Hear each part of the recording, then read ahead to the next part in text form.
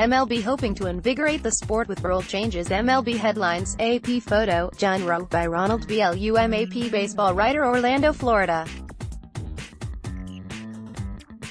AP, baseball owners and players are hoping to invigorate the sport with rule changes, though some of the more radical ideas under consideration are not likely to be adapted for this season. "We would prefer more action and more offense," St. Louis Cardinals chairman William DeWitt Jr. said Thursday at the owners' meetings. "There are always ways to improve the game and speed up the action." Major League Baseball has proposed that a team not be allowed to bring in a reliever until the previous pitcher has faced 3 batters or an inning ends. Players want the designated hitter expanded to the National League. MLB wants pitch clocks and further restrictions on mound visits without pitching changes. Strikeouts exceeded hits for the first time last year, and the big league batting average dropped to its lowest level since 1972, the year before the American League adopted the DH. "I don't think any of us are thrilled about more strikeouts and hits," said Joe Torre, MLB's chief baseball officer and a Hall of Fame manager.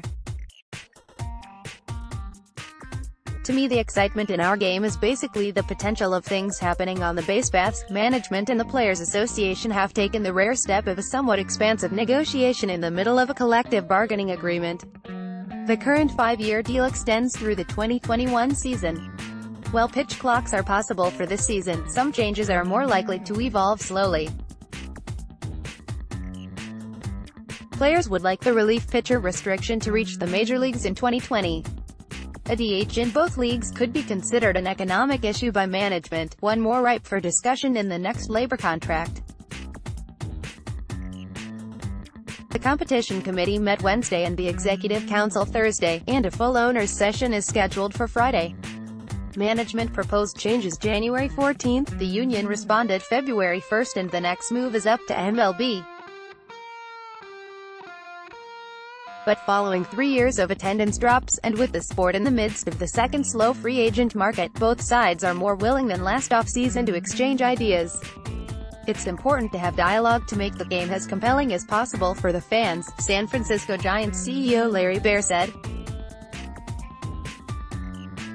"I think we've got a great game, and I think that with some improvements it will be even a better game. Analytics have transformed baseball in a short span, leading to more infield shifts and frequent pitching changes that have combined to suffocate offense. Both sides are concerned fan interest is lost during frequent breaks for pitching changes. I think that's just in an effort to try not to put the game in a test tube," Torre said. "I think we still have to discover how maybe young pitchers find out how they can get out of trouble instead of going to rescue them when they get in trouble." One change in terminology was announced. Deputy Commissioner Dan Hallam said MLB is changing the name of its disabled lists to injured lists at the suggestion of advocacy groups for the disabled, including the Link 20 network. Clubs were notified of the change in a December 20 memo to clubs from Jeff Pfeiffer, Senior Director of League Economics and Operations in the Commissioner's office. The change was first reported by ESPN. In recent years, the Commissioner has received several inquiries regarding the name of the "disabled list," Pfeiffer wrote.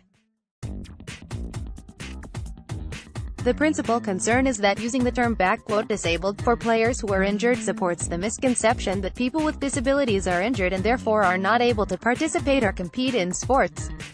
As a result, Major League Baseball has agreed to change the name "disabled list" to be the "injured list" at both the major and minor league levels. All standards and requirements for placement, reinstatement, etc., shall remain unchanged. This change, which is only a rebranding of the name itself, is effective immediately. The major leagues have had disabled lists of 10 and 60 days, plus a 7-day list only for players with concussions.